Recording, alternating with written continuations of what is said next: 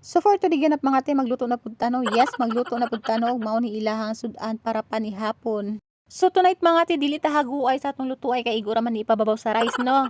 So yes mga te pababaw ra ni sa kanon ha. Charot lang. So first time na ako nakakita diri mga te no nga giingon ani ni diri pagluto kay sa ato manggod ato aning pritohon ug ato aning adobohon fresh pa siya. Pero kani kay gipak na siya bro siya tinapa o ingon ani siya mga te ra siya og kanang adobo gyud siya mga te pero naay mani. Ambot lang no naay mani first time na ako nakakitaan na.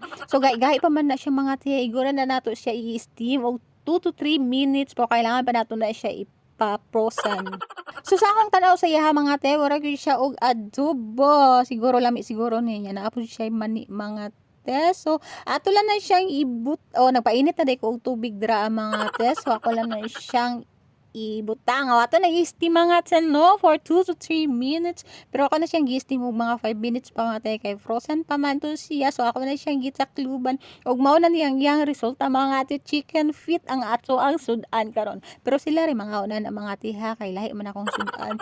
So mao lang to mga te. Thank you for watching. God bless everyone. Amping kanunay.